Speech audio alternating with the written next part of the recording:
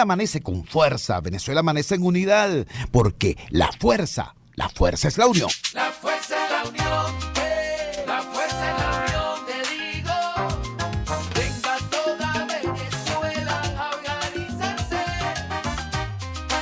La fuerza es la unión, la fuerza es la unión. Y a poner tu granito de arena, dale por Venezuela. Actívate, en la unión está la fuerza.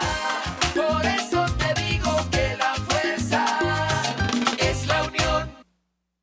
Muy buenos días, Venezuela. Bienvenidos todos a este su espacio. La Fuerza de la Unión, una tribuna abierta de la Sociedad Democrática Venezolana para compartir con todos ustedes, más allá de cualquier distingo puntual, partidista o ideológico, la angustia, la preocupación, la justa indignación por lo que ocurre en nuestro país y también la certeza, la confianza, la esperanza de que trabajando juntos, de que remando unidos en la misma dirección, seremos capaces de construir la Venezuela de trabajo y de respeto, la Venezuela con alimentos y con medicinas, la Venezuela con democracia y con libertad, que todos necesitamos y que ciertamente todos merecemos. Hace apenas unos minutos se produjo la intervención del presidente encargado de Venezuela y presidente de la Asamblea Nacional, Juan Guaidó, ante el Foro Económico Mundial en Davos. Este es quizás la reunión más importante de la élite política y económica del planeta, y allí tuvo la posibilidad de expresarse Juan Guaidó. Escuchemos el instante en que se produjo el inicio de sus palabras ante este foro. Excelencias, queridos amigos, para el Foro Económico Mundial es un inmenso honor poder dar la bienvenida hoy al señor Juan Guaidó, presidente de la Asamblea Nacional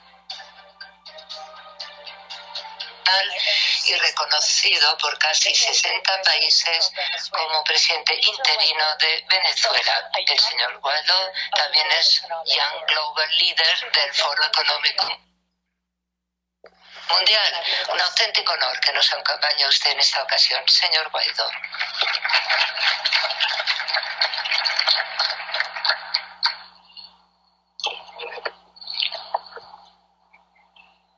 Buenos días. Primero quería agradecer profundamente la invitación del profesor Schwab, la presencia de todos aquí el día de hoy. Es un reconocimiento para Venezuela, para la causa democrática venezolana, pero sobre todo para las oportunidades del futuro de Venezuela y en este momento de la región. Soy el primer presidente encargado en hablar aquí desde hace 28 años de Venezuela. Yo tenía 9 años en ese momento. 9 años cuando la democracia de mi país cumplía 34 años. Una democracia incipiente, sí, con errores, pero en construcción. Construcción de futuro, de respeto por los derechos humanos, que a pesar de sus defectos, era una democracia en la que no se perseguía, como hoy en este momento en Venezuela, que mientras estoy aquí, diputados están siendo secuestrados, encarcelados por mi presencia aquí, por venir a hablar de las posibilidades de futuro de Venezuela, por hablar de las posibilidades de futuro que tiene nuestro país. En aquel momento, cuando tenía 9 años, había por supuesto desempleo, pero crecientes oportunidades de trabajo, de crecimiento económico. Cada 5 años se elegía un presidente con condiciones, de manera competitiva. Exigencia que tenemos hoy los venezolanos: elegir, decidir el futuro de Venezuela.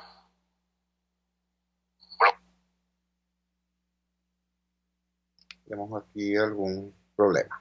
Bueno, estas son las palabras iniciales del presidente encargado Juan Guaidó en el Foro Económico de Davos. Ya ustedes escucharon cómo fue presentado, escucharon incluso la manera como recordó el presidente Guaidó que hace 28 años no iba a un presidente de Venezuela a ese foro.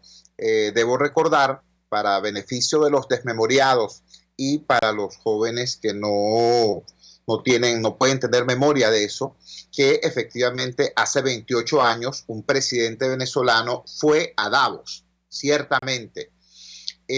Fue Carlos Andrés Pérez, fue invitado a Davos. ¿Y saben por qué fue? Fue porque en ese entonces Venezuela tenía la tasa de crecimiento más alta del hemisferio y una de las más altas del mundo. La tasa de crecimiento de Venezuela en 1992 era superior a la tasa de crecimiento de la economía alemana. Échenle pierna, lo que eso significa. Eso hizo posible que un presidente de Venezuela fuese invitado a Davos. Hoy la circunstancia desgraciadamente es muy diferente. Hoy la circunstancia es muy distinta. Venezuela, siendo la economía con más recursos de América Latina, es la economía que está en peores condiciones en América Latina. Venezuela tiene un salario mínimo inferior al salario mínimo de Cuba, inferior al salario mínimo de Haití. Se acaba de descubrir un pozo petrolero con más de 1 millón de barriles, se estima, en Guyana. Eso hace previsible que dentro de muy poco tiempo Guyana sea un país con un nivel económico muy importante, muy importante. No es de extrañar que dentro de poco tiempo venezolanos de los estados deprimidos del oriente venezolano, de Sucre, del Tamacuro, de Monagas, terminen en las calles de Guyana haciendo oficios menores y tratando de aprovechar en algo la bonanza petrolera de ese país. Imagínense ustedes lo que estamos diciendo. Un país, una Venezuela que fue la vanguardia de la modernidad en América Latina y que hace 28 años su presidente fue invitado a Davos para que hablara del milagro que significaba que la economía venezolana tuviera una tasa de crecimiento superior a la de Alemania, y hoy una Venezuela hundida en la miseria. ¿Cómo y por qué ocurre eso? Bueno, ocurre porque precisamente hace 28 años, cuando estaba el presidente de Venezuela, Carlos Andrés Pérez, en Davos, acá se estaba gestando una felonía, acá se estaba gestando una traición. En efecto, cuando apenas llega el presidente Pérez de retorno de Davos, aquí estalló un criminal atentado golpista. Unos sujetos, utilizando las armas de la República, intentaban de hecho asesinar al presidente, apresar y asesinar al presidente de la República. Esa es otra cosa que yo no sé por qué quienes le hicieron las palabras, el discurso a nuestro presidente Guaidó no le dieron ese detallito. Cuando regresa el presidente de Venezuela de Davos hace 28 años, se produce la intentona golpista para tratar de capturar al presidente Carlos Andrés Pérez. Fracasaron en ese intento hace 28 años, pero desgraciadamente la élite política de entonces, y también hay que decirlo, la élite económica de entonces, la élite social de entonces, no supo entender la gravedad de lo que estaba ocurriendo en nuestro país y no introdujeron los correctivos necesarios en nuestro país, y eso es lo que hizo posible que el golpista fracasado de 1992 se transformara en el presidente electo de 1998. Por eso, esa comparecencia de nuestro presidente de entonces, Carlos Andrés Pérez, en Davos, marca de manera muy importante la diferencia entre aquel momento y este. ¿Por qué? Porque en aquel momento Venezuela estaba muy bien desde el punto de vista de lo que era su perspectiva de crecimiento. No era que estamos en el mejor de los mundos, no. No es que éramos felices y no lo sabíamos, no. Estamos en una perspectiva de crecimiento importante, como bien lo dijo el presidente Guaidó en sus palabras. Y esa perspectiva de crecimiento fue cortada, fue interferida, fue interceptada por unos sujetos que, repito, utilizando las armas de la República, traicionaron la República y cometieron un acto criminal que costó, por cierto, muchísimas vidas, más de 100 vidas. Pero llegaron al poder, finalmente llegaron al poder. Llegaron al poder hablando de soberanía.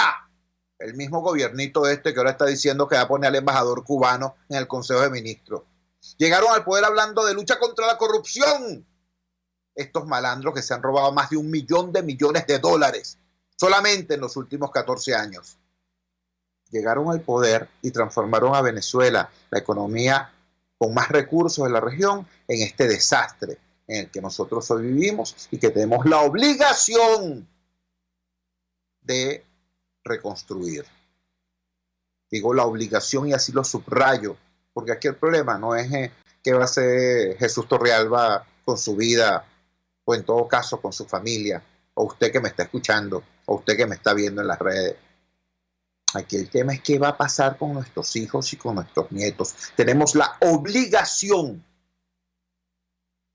de construir una Venezuela que le ofrezca a las generaciones del porvenir por lo menos la misma cantidad de oportunidades que tuvimos nosotros. De eso se trata. Por eso hoy, cuando el presidente Juan Guaidó es recibido con aplausos, como ustedes pudieron escuchar, en el más importante foro económico y político del mundo, hay que recordar entonces de dónde viene todo esto. Hay que recordar qué pasó hace 28 años cuando otro presidente venezolano tuvo la oportunidad de asistir a ese foro, por qué fue invitado, qué ocurrió cuando regresó y las consecuencias de todo esto. Porque quien no sabe lo que su historia está condenada a repetirlo. Alguien por acá me dice, Yoli 2410, me dice, Chu, eso ya lo sabemos. ¿Qué dijo Guaidó? Lamento que te hayas levantado tanto tarde. Ya puse las palabras de inicio de Guaidó. Lo más destacado de esas palabras es que él llega y dice, en Venezuela se podía elegir, y eso es lo que estamos pidiendo, exigiendo hoy. Es por eso, por lo que están presos diputados hoy en nuestro país, porque queremos elegir. Eso es demasiado importante y ese es un signo fundamental de su gira. Guaidó salió al mundo a pedir ayuda para que tengamos acá elecciones libres. Lo dijo con claridad en Davos y eso digamos que es una respuesta a la pregunta que acá hemos estado haciendo desde el inicio de la gira. Yo, como ustedes saben, he defendido públicamente la importancia de esta gira, la pertinencia de esta gira, la relevancia de esta gira, pero siempre dije, bueno, ¿cuál es el producto esperado de la misma? ¿Qué es lo que se va a hacer en esa gira? ¿Qué es lo que se quiere lograr? Ayuda para una supuesta intervención quirúrgica, como le llaman ahora, o solidificar los apoyos internacionales para lograr lo que el pueblo venezolano en su inmensa mayoría quiere, de acuerdo a las encuestas, y lo que quiere la comunidad internacional que nos apoya, que es una solución política a la crisis venezolana. Pues eso fue palabras que acabo de colocar en este programa, eso fue exactamente lo que planteó Guaidó en Davos. Venezuela quiere elegir, Venezuela quiere una solución política a este drama. Vamos a la siguiente pausa comercial y ya regresamos con muchísimo más de La Fuerza. La fuerza es la unión. Usted escucha Unidad, la fuerza es la unión, con Chuo Torrealba por RCR 750 AM. Sintonícenos a través de Periscope, @RCR750, la radio que se ve. En RCR somos vanguardia. Toda la programación de tu RCR también la puedes seguir a través de la internet. Audio y video en tiempo real. Noticias y mucho más. No te pierdas ni un segundo de nuestra programación. No hay excusa ni cadena que valga para que dejes de escucharnos. Ingresa a rcr.tv, la radio que se ve. En la crisis se encuentran las oportunidades. Aquí en Sin Estrés se las mostramos con invitados especiales que nos regalan sus experiencias por una Venezuela mejor. Cada tarde, de lunes a viernes a las 3, desde el emprendimiento, la educación, la salud y el entretenimiento. Por nuestra calidad de vida se nos hace necesario tomar un respiro del agobio diario, dedicar unos minutos a la salud mental y emocional para vivir sin estrés. Sin estrés, de lunes a viernes a las 3 de la tarde por RCR 750 AM y RCR.tv, la radio que se ve. Opinión, ideas en debate. Usted escucha a Chuo Torrealba en Unidad. La fuerza es la unión por RCR. Regresamos a La Fuerza es la Unión. Hoy es 23 de enero. Hoy es un día que difícilmente podemos pasar por alto quienes luchamos por la democracia y por la libertad, porque es el día en que Venezuela conmemora la caída de la penúltima dictadura que asoló este país. Ahora bien, generalmente, ¿te has escuchado aquella expresión de que hay gente que quiere formar parte del resultado pero no del proceso? Tenemos un tipo de historiografía que generalmente nos habla de los resultados, de las batallas, de las presidencias, de los grandes eventos históricos, pero no nos habla de cómo ese evento histórico fue construido.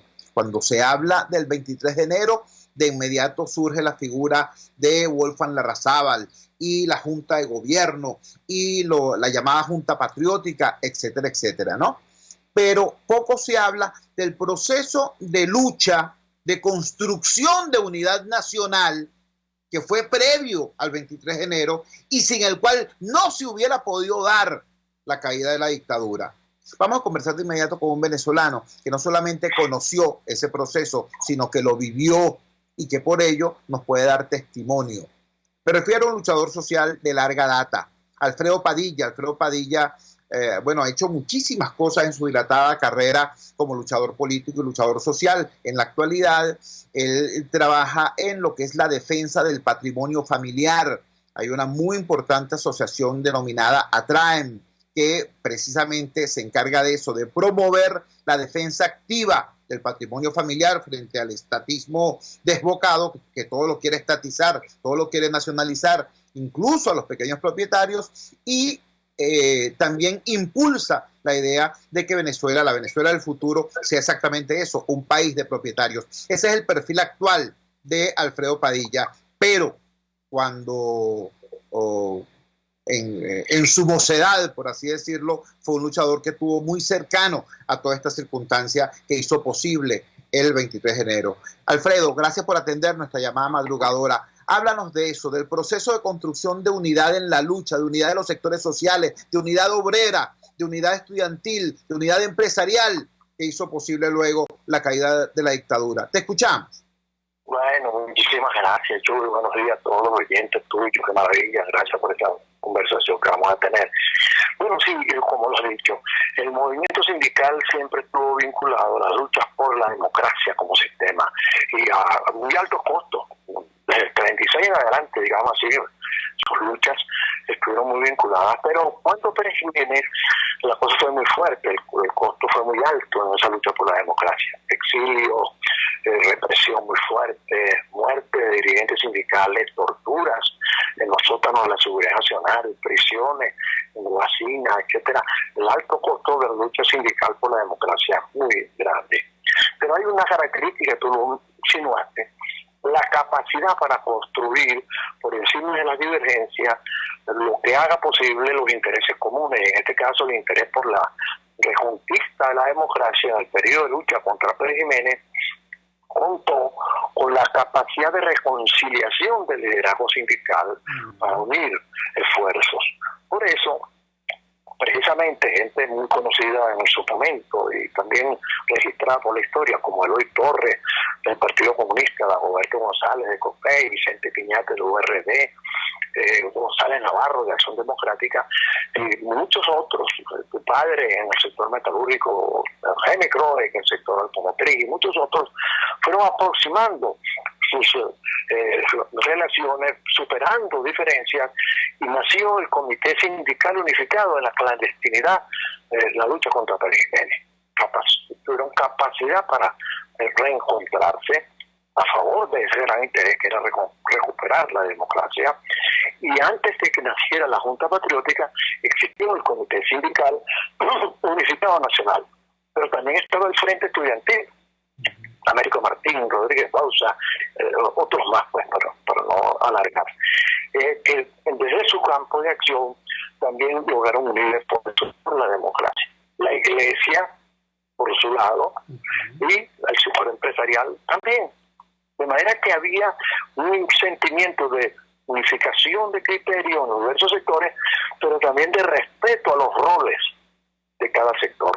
Es decir, como tú lo dices mucho en tus palabras, el movimiento sindical no era extensión de los partidos ni decorado de la lucha política, era parte de, junto a los partidos, también a veces con dificultades en sus relaciones, el respeto de los roles pasó a formar parte de un componente muy importante en la recuperación de la democracia. El movimiento sindical, el Comité Sindical Unificado, es previo a la creación de la alianza de partidos que se llamó la Junta Patriótica. Ellos convergieron todos en la conquista de la democracia, y ese fue el gran acontecimiento hace 62 años, el 23 de enero. Estamos conversando con Alfredo. Ajá, te escuchamos. Destacaría la capacidad para entenderse por encima de los intereses sectoriales a favor de los intereses del país. El pacto de advenimiento obrero-patronal se hizo en el año 58 de abril, y es previo al pacto político de punto fijo que fue en octubre. Es decir, el movimiento sindical se pudo entender con el mundo empresarial para reconstruir a Venezuela. Creo que esas son lecciones muy importantes para tenerlas muy en cuenta hoy en día, en estos momentos tan difíciles que vivimos. Estamos conversando con Alfredo Padilla, un luchador político y activista social de larguísima trayectoria, que nos está hablando de cómo ese hecho que hoy conmemoramos, el 23 de enero, la caída de la penúltima dictadura, el derrocamiento de la penúltima dictadura, fue producto, sí, de la unidad política, pero antes que unidad política hubo unidad de los sectores sociales. Alfredo,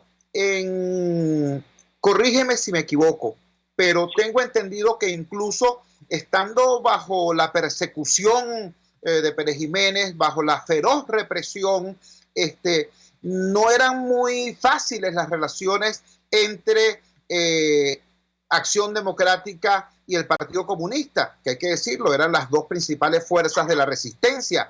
E incluso dentro de Acción Democrática había un problema más o menos importante o una diferencia de estilos entre la dirigencia que estaba acá al frente de la resistencia y la dirigencia que estaba en el exilio, y que eso, digamos, generaba ruido en las relaciones, en la lucha política. ¿Eso es así? Sí, es correcto. Por supuesto, pero el que estaba en la lucha cotidiana, si estaba preso en el mismo calabozo durante 8 años con José del Pino y Jesús Faría, un adeco y otro comunista, era muy difícil que no se pudieran entender. Pero eso se expandió, la comprensión de que era muy importante superar diferencias en nombre de la lucha por la libertad democrática en Venezuela, fue generando ese ambiente de unidad que hizo posible sumar esfuerzos. Claro que desde afuera las cosas se ven distintas, el sectarismo prevaleció, pero sin embargo, desde afuera hay líderes de mucha visión como Caldera, Betancourt y Juventud Villalba hicieron en Nueva York una señal de unificación, un mensaje, una foto importantísima para la unidad. Esa foto también repercutió a lo interno, es decir, por encima de las diferencias que eran grandes, porque el Partido Comunista obviamente tenía otra visión de país, sus dirigentes entendieron la importancia, pero hay un detalle, que esos señores dirigentes sindicales de la época no se dejaban, digamos, manotear por los partidos.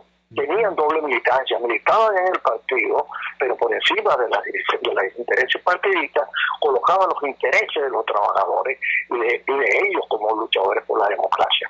Creo que ese peso propio, la autonomía, que no es la confrontación con los partidos, ¿no?, sino el contrapeso para que no se manipulen, para que no se usen, sino para que te respeten, fue una cosa muy importante y un aprendizaje que deberíamos tener muy en cuenta, por siempre.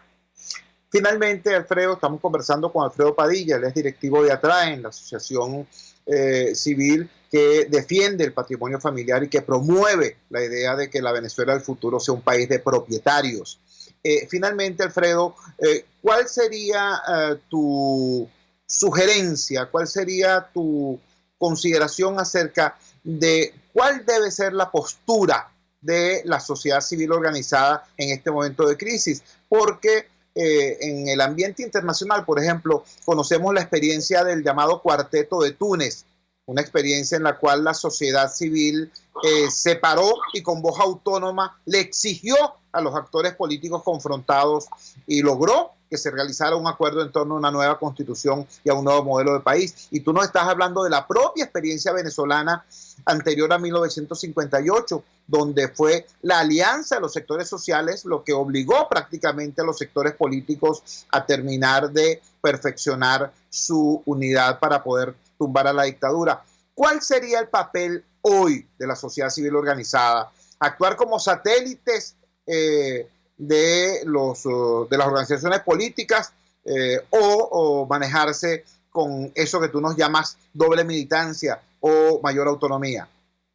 Mayor autonomía, mira, es obvio, todos los intentos por conculcar la acción propia del mundo social han terminado mal para la política. Bueno, yo no quiero hacer juicio anticipado, pero yo creo que el Frente Amplio Venezuela Libre ha devenido en una extensión política partidista, no es un escenario de coincidencia del mundo social. Yo creo que hay que entender esto y hay que, claro, obviamente los primeros que tendrían que entenderlo son los propios dirigentes sindicales, en el caso sindical, para reunir de nuevo fuerzas. Cuando lo lograron hacer con Juan Pérez Jiménez, luego se unificaron cuando el Partido Comunista abandonó las luchas insurreccionales, mejoró la amplitud de la CTV, luego allí volvieron los dirigentes comunistas a la CTV, entre otros tu padre, que volvió al 85, formó parte de esa directiva, y luego en el 2000 y en el 2001, la inmensa amplitud y autonomía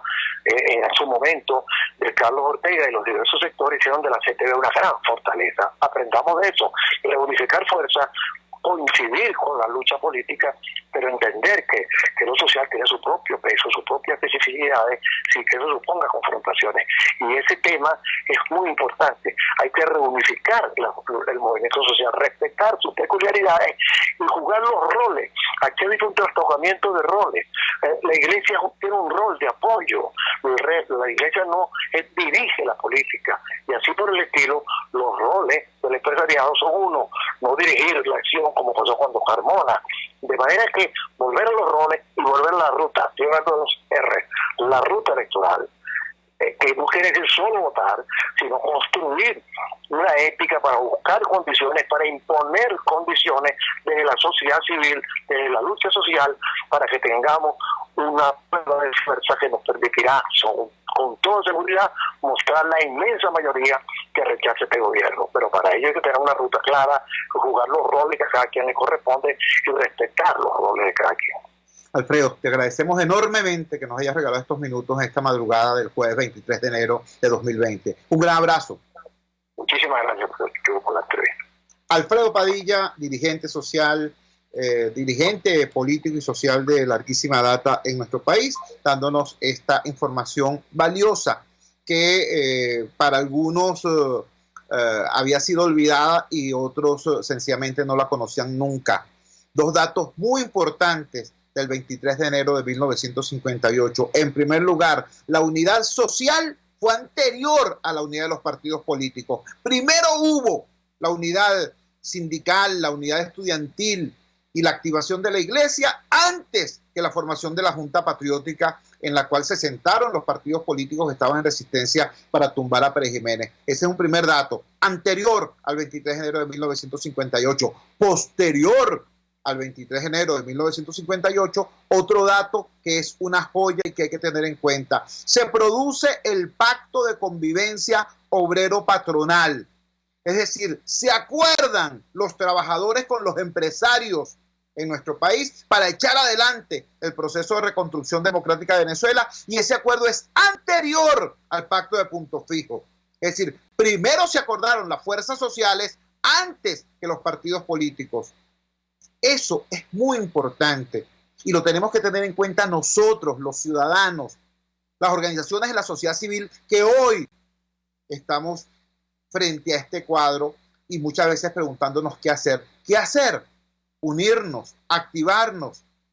Y si los partidos políticos no se unen, bueno, promover nosotros unidad en vez de dejarnos dividir por las dificultades de los partidos. Importante esta enseñanza y pertinente hoy, 23 de enero de 2020, cuando hace 62 años conmemoramos el derrotamiento de la penúltima dictadura que asoló a nuestra patria. Vamos a la siguiente pausa comercial y ya regresamos con muchísimo más de La Fuerza. La fuerza es la unión. Les estamos presentando Unidad, la fuerza es la unión, solo por RCR 750 AM. Puedes seguirnos en nuestras redes sociales. En Twitter, @RCR750, la radio que se ve. Pluralidad contigo. Respeto contigo. Responsabilidad contigo. Libertad contigo. Estamos contigo y punto. De lunes a viernes a la 1 de la tarde. Contigo, solo por RCR 750 AM. Porque lo bueno une. RCR 750 AM. Porque lo bueno une.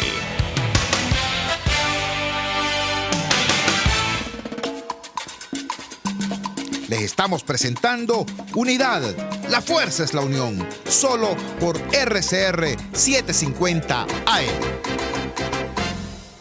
Regresamos a La Fuerza es la Unión, conmemorando hoy, 23 de enero del 2020, la gesta que hace 62 años derrocó a la penúltima dictadura. De ahí surgió un proceso de reconstrucción democrática muy importante que tuvo tres políticas fundamentales. Una, la reivindicación de lo que era la participación del Estado venezolano en la ganancia petrolera, en el negocio petrolero, la creación de la OPEP, etcétera, etcétera. Eso generó nuevos recursos al Estado, recursos que fueron invertidos en dos políticas fundamentales: la política educativa, la expansión de la educación con calidad en nuestro país, y por otro lado, la política de salud, la creación de un sistema nacional de salud que llegó a ser referencia para la región, una cosa muy, muy importante y que hoy está prácticamente en el suelo. Hoy tenemos datos de lo que es la realidad de nuestro sistema de salud gracias a que los médicos se organizaron y crearon cosas tan importantes como la encuesta nacional de hospitales. Pero si por el Estado fuera, nosotros ni siquiera sabríamos en qué círculo del infierno nos encontramos. Vamos a hablar de inmediato con uno de estos médicos venezolanos que ha hecho de ese proceso de rescate de la salud pública en nuestro país prácticamente una cruzada. Y vamos a hablar con él a propósito de un tema preocupante. Se descubrió un nuevo coronavirus en China que ha generado ya numerosas víctimas fatales y una gran cantidad de enfermos. Este descubrimiento se produjo en el contexto o recientemente celebrado el Año Nuevo Chino.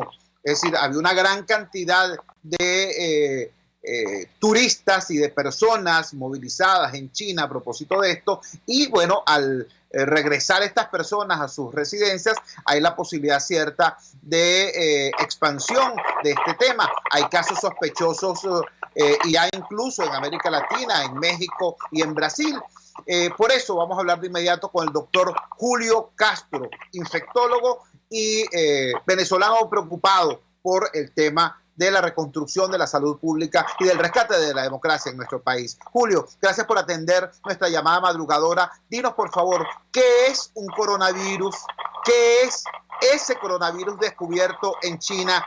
¿De qué manera puede afectarnos estando nuestro sistema de salud en las condiciones en las que se encuentra? Te escuchamos. Buenos días. Buenos días, Chivo. ¿Cómo estás? Saludos a tus oyentes mañaneros y gracias por el contacto. Fíjate, el coronavirus es un virus. Los coronavirus en general es una familia viral dentro de la cual hay un número importante de virus que pueden afectar al ser humano. Son fundamentalmente virus animales y ya tenemos experiencia al menos de dos de estos virus que hayan tenido expresión internacional. El primero de ellos fue el SARS, que es el síndrome de respuesta o inflamación pulmonar severa, que fundamentalmente afectó en América, Canadá, pero también vino de China. Se originó en unos animales pequeños que se llaman marmosetas. Son unos pequeños animales, unos mamíferos que parece como un mapache. Hubo casos en humanos en China y de ahí posteriormente pasó a América. Eso fue en el año 2003. Y posteriormente otro coronavirus que se llama MERS-CoV, que es un coronavirus que afectó fundamentalmente la zona de los países árabes, está muy relacionado a las migraciones a la Meca, y el virus originalmente era un virus de camello que pasó al humano y posteriormente se pasó a humano-humano. La información que tenemos hasta el momento es que no se sabe el animal productor o originario del virus en este momento. En la última información que recibí anoche pareciera alguna evidencia de que tenga que ver con serpientes, con murciélagos, y los primeros casos están relacionados a un mercado en esta ciudad grande, es como la cuarta ciudad más importante de China, un mercado muy concurrido, tanto por asiáticos locales como por turistas, pero en China, en Asia en general, los mercados se consideran frescos cuando los animales están vivos. Entonces, animal de cualquier especie está vivo y es como un entorno muy importante para que se produzca el entrecruzamiento de virus de diferentes especies humanas. La mayoría de los casos hasta ahora están relacionados a ese mercado, pero ya el gobierno o el Ministerio de Salud chino, tanto y el Centro de Enfermedades Transmisibles de China, en rueda de prensa anteayer dijeron que había casos secundarios, es decir, había casos de personal de salud y había casos de personas que no habían estado en el mercado, como es el caso que ya confirmó el sitio de enfermedades transmisibles de los Estados Unidos, que fue el caso que llegó a Norteamérica. Por lo tanto, yo creo que a este momento hay evidencia importante de que hay transmisión a humano-humano, que es lo que nos importa realmente, porque es una cadena que tú no puedes parar. Cuando la transmisión es animal a humano, bueno, tú simplemente separas los animales de los humanos y eso hace que la posibilidad de que tengas un brote de grandes cantidades de personas sea menor, pero cuando ya hay transmisión humano-humano es difícil parar aviones, trenes, ciudades, etcétera, etcétera. Anoche vi unas imágenes de la ciudad y está sitiada la ciudad, nadie entra y nadie sale. Estas son medidas que se estilan en los regímenes totalitarios, que ciertamente pueden funcionar para evitar más casos, pero que, bueno, obviamente son bastante complejos para la población. Es un virus respiratorio que igual se parece mucho a influenza, produce neumonía fundamentalmente, y hasta ahora, a pesar de que la mortalidad ha sido baja, solamente el 3% de los casos que se han diagnosticado, hay preocupación por el tema de la transmisión humano-humano. Para que la gente tenga contexto, tanto SARS como MERS produjeron en toda su epidemia alrededor de unos 8 o 9 mil casos mundiales y aproximadamente unas 800 hasta 900 muertes cada uno. 20 y tantos países fueron afectados al final. La distribución de ambos virus fue más o menos similar, y yo creo que es el escenario promedio que se está manejando para que este virus tenga más o menos el mismo impacto. Pero a veces estos virus nos sorprenden y pueden tener un impacto mucho mayor poblacionalmente o eventualmente menor. La verdad no lo sabemos en estos momentos, pero estamos esperando un poco, viendo cómo es esa tasa de reproducción en las primeras semanas, que es lo que te dice cuán diseminado puede estar en el mundo este virus. Finalmente, estamos conversando con Julio Castro, médico infectólogo venezolano. Julio, ¿cuánto habría que esperar? Ya hay un caso confirmado en Norteamérica. ¿Cuánto habría que esperar para tener la certeza de que los casos sospechosos, uno en México y otro en Brasil, en efecto se confirmen o sean descartados? Mira, eso depende mucho de la capacidad diagnóstica de cada país, y eso me trae otro punto que quiero tocar al final, que es qué pasaría si un caso llegara a Venezuela. Y es que una de las ventajas que tenemos en esta epidemia en particular es que ha habido una liberación de la información obtenida desde el principio, desde el primer momento. Ya se sabe el código genético del virus completo, porque los chinos, una vez que identificaron el virus, lo pusieron en unas bibliotecas o repositorios virtuales de virales, y hoy en día ya otros científicos elaboraron pruebas diagnósticas relativamente simples y rápidas para hacer el diagnóstico. Entonces eso se llama la ciencia de código abierto en este momento, y ahí se está compartiendo mucha información en redes sociales, en repositorios de información biológica a nivel mundial, que no tiene costo y es accesible a todo el mundo, y eso hace que los científicos del mundo puedan hacer pruebas autóctonas, o sea, puedan elaborar unas pruebas en Colombia o en Brasil muy rápidamente. Yo estimaría que en un par de días debemos tener la confirmación de estos dos países, pero Venezuela está en una situación completamente diferente, en el sentido de que dadas las condiciones de nuestro sistema de salud, y no es la primera vez que lo vemos, ya lo vimos con chikungunya, ya lo vimos con Zika, ya lo vimos con H1N1 en el 2009, nuestra capacidad de preparación, de identificación, de diagnóstico y de tratamiento de los pacientes está severamente comprometida porque bueno, la gente sabe cuál es la situación de los hospitales. No hay el 50% de los hospitales no tienen rayos X, los laboratorios normales y corrientes para hacer una hematología, el 52% de los hospitales más importantes del país no funcionan, no hay agua en el 70% de los hospitales. Entonces a nosotros nos agarra un poco el resfriado sin pañuelo si es que llegara algún caso. Y además tenemos otra condición, que si tú mides el flujo de personas asiáticas entre Colombia y Venezuela, probablemente Venezuela va a tener 2 o 3 veces más flujo de asiáticos por las relaciones comerciales que tiene el gobierno venezolano con China desde hace algunos años, en lo cual nos aumenta la probabilidad de tener un caso sospechoso. Allá hay un estudio también publicado en una red social por científicos muy importantes del Reino Unido, donde miden la posibilidad de transmisión de la enfermedad basada en los datos de viajeros de IATA del 2018, y los primeros países que tienen riesgo eran Tailandia y Japón, y ya hay casos confirmados en Tailandia y Japón. O sea que es probable que de en adelante esta dinámica de movimiento de pasajeros, que es muy intensa entre China y Venezuela, pueda producir un caso sospechoso en nuestro país, porque un caso sospechoso es cualquier persona con un cuadro respiratorio que venga de China. Ya esa persona lo define como un caso sospechoso internacionalmente, tiene que ser aislado y tiene que ser estudiado, pero eso es probabilísticamente alto. De ahí a que haya una transmisión efectiva en el país, pues hay que esperar un poco para ver qué pasa, pero vamos a tener información. Por ejemplo, la información del caso en Estados Unidos hizo 2 escalas para poder llegar a Seattle, Washington, y ya se está estudiando posibles casos secundarios de las personas que estuvieron con él en el avión o cerca en el aeropuerto, para ver si hubo transmisión, y ahí vamos a tener una información relativamente de buena calidad probablemente en 1 o 2 semanas, y vamos a ver cómo se va a comportar este virus. Inmensamente agradecido, Julio, por que nos hayas regalado estos momentos. Un gran abrazo. Un abrazo.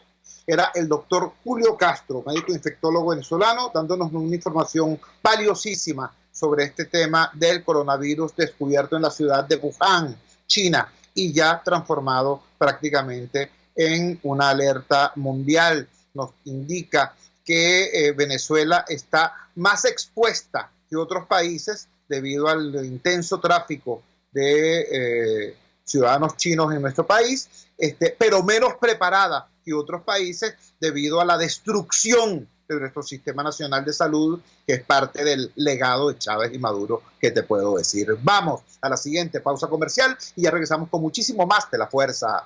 La Fuerza es la unión. Les estamos presentando Unidad. La Fuerza es la unión. Solo por RCR 750 AM.